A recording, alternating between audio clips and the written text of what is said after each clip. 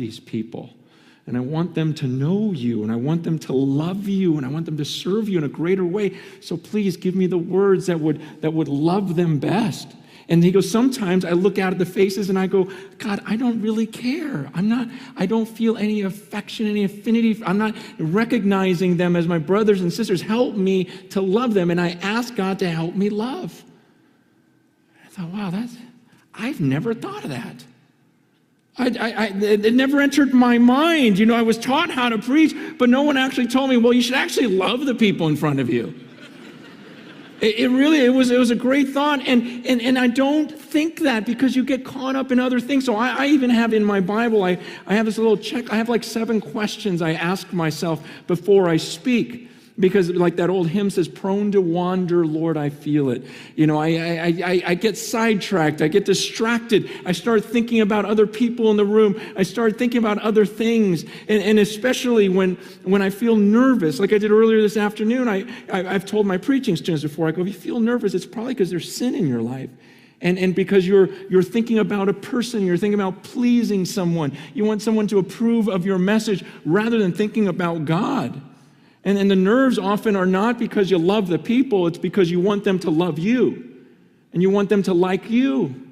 And so think this through. And so I have these questions. You know, the first question is, am I worried about what people will think of my message? Or am I more concerned about what God thinks? And the second question I ask myself is, do I genuinely love these people? Do I genuinely love the people I'm about to speak to?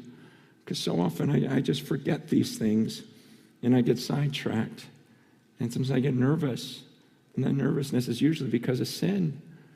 I remember one of my first conferences I spoke at was at my alma mater, you know, when I went back to master's college for the first time, and I was preaching in front of John MacArthur and the whole faculty, and I'm giving this message. I still remember I preached out of Psalm 139, and every joke I told, I'd look over at MacArthur to see if he'd, you know what I'm talking about. Every time I try to go in the Hebrew, I'm like, looking over, and, so I'm done with the message. I thought, okay, I got through that.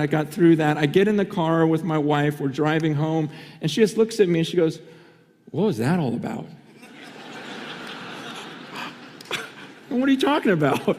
She goes, you were so not yourself up there. I go, John MacArthur was in the room. He was in the front row. And she goes, here are her words. She goes, let me get this straight. You were preaching about the presence of God, and you were worried about the presence of John MacArthur? And I just look at my wife, I go, you don't even know who he is.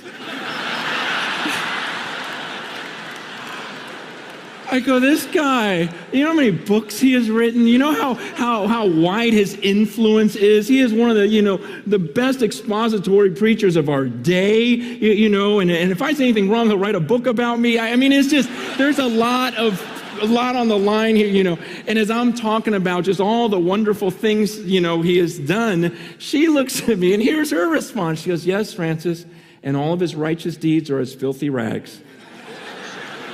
It's like, thank you, my helper. But it was just such a good reminder. And, last night my wife says to me, she goes, honey, just be yourself, okay? Don't try to sound intelligent.